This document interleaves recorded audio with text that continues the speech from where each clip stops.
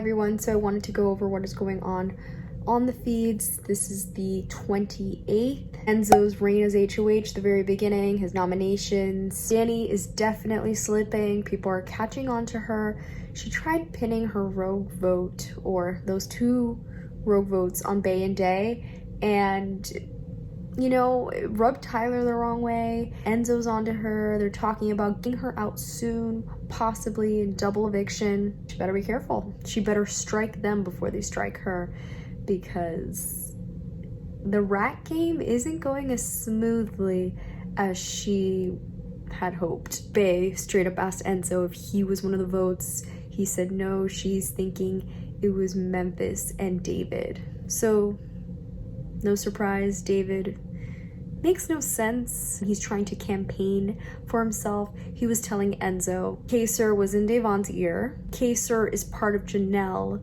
which is part of Memphis. The whole crew was targeting me. Your name was never mentioned at any time because you're Enzo. Now I see why you threw every competition. It's just like, David, do you want to go on the block?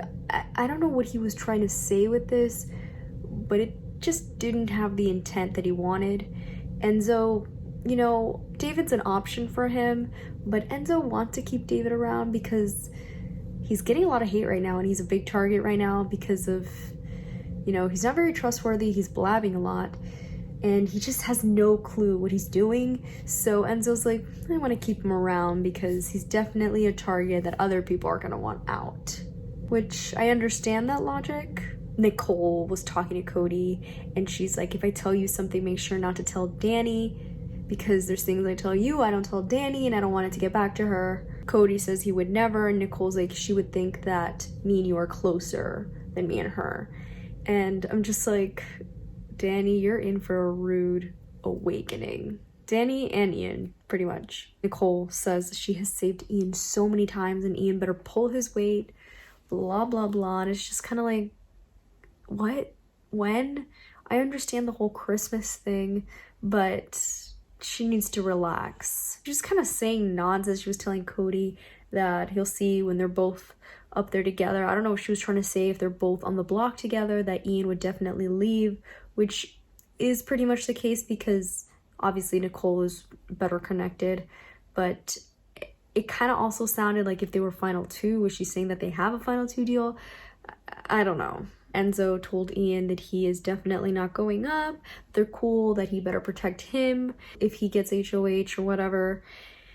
And I'm like, Ian, don't trust him. Like, you may not go on the block right now, but you're definitely a backdoor option. So if you get picked to play in the veto, play to win. Ian's been having a really bad day. He said it was his worst in the house thus far. I think tomorrow marks his 100th day in the BB house. I found this conversation so funny. Day asked Dani, so why'd you give that vote to Janelle, Dani? Dani was probably sweating profusely. She's like, stop it. And Day asks, is it because you love her? Dani's like, totally. I told Bailey right before that I feel like a piece of trash. She's like, I don't like looking people in the eye and making them feel some type of way.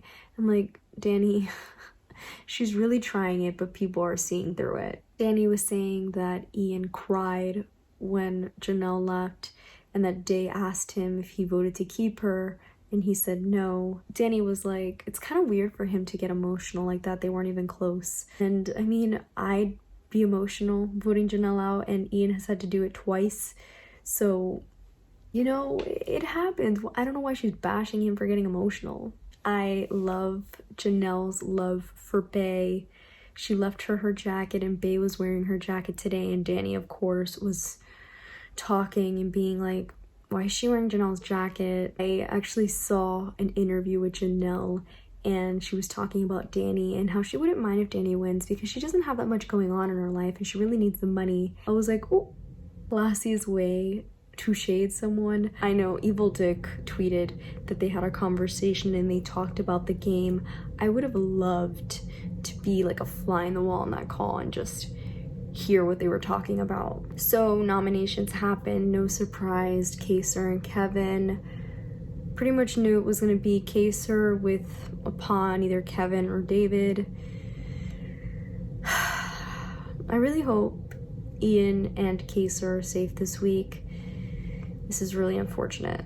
Kaysar tells Ian that they're getting steamrolled, and Ian's like, yeah, it's not fun, but he basically can't promise him anything, and that there are forces preventing them from working together.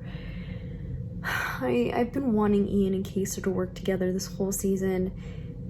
I'm just like, Ian, once Kaysar is gone, who do you think is next? Like, you and Day are right there. David, I guess, too. So it's time to start working with Kaysar. Win this veto and take him off.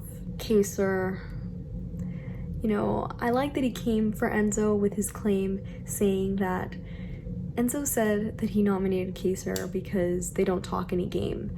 And Kaysar challenged that and was like, you just used that as an excuse because you wanted to nominate me.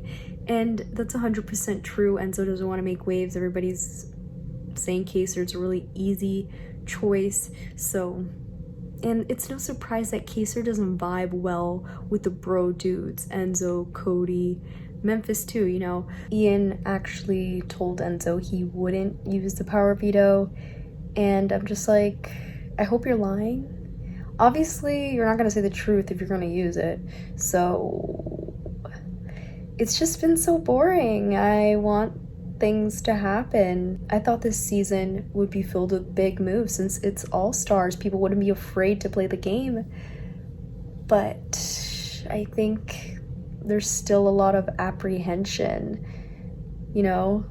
Obviously Janelle and Kaysar weren't afraid. Kaysar and Enzo did talk about working together. Enzo's like, win the veto and I'll put somebody else on the block and we'll work together. But I have a good feeling that he is indeed lying. Ian actually had a really funny moment earlier with Isaac the dinosaur. He was asking the camera if the camera likes Isaac better than him. He may be losing his mind a little bit. He was using Isaac days ago to help Day feel better, and today Day was helping Ian feel better. Her and Bae were saying nice things about Ian, so I'm hoping that something between them can happen if somehow Ian and Kaysar both stay this week and they form something with Bae and Day.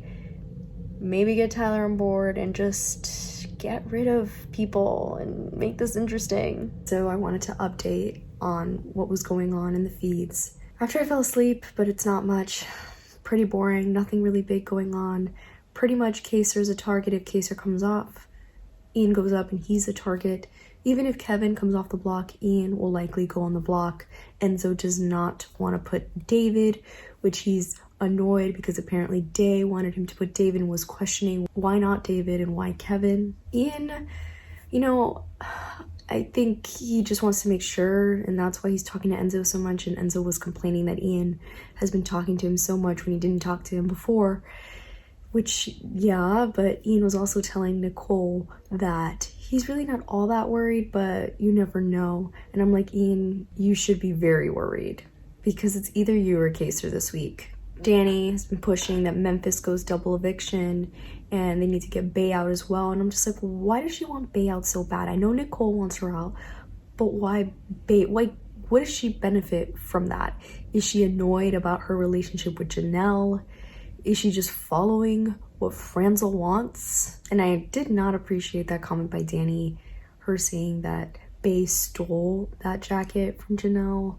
It's like, you couldn't be further from the truth. I don't know why you had to say that. You're just making people dislike you even more. I did find it funny when Danny clocked Cody. She really needs to be careful with this because her name is already in people's mouths.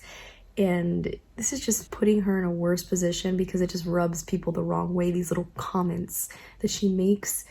Cody was saying his season that everyone thought that he was being run by the house, and she was like, but you were just being run by Derek. Apparently today she's been a little bit in a grouchy mood because of the whole have-not situation. She's been complaining and saying like backhanded compliments to Bae and Day. She told Bae she looked like a banana because she was wearing yellow, you know. And Bae, you know what I will say, a lot of people are playing the same game. I don't know if Danny played this. I don't think Danny played this rat game before, but a lot of people, most of them are playing the same exact game. But Bae really took what she learned her first season and is just striving with it. So I give her major props. I really like her this season. Her first time around, I think it was difficult, and I really didn't understand her, but this time around I like her way more, and I hope she goes far, because right now I'm rooting for her, Day, Ian, and Kaser.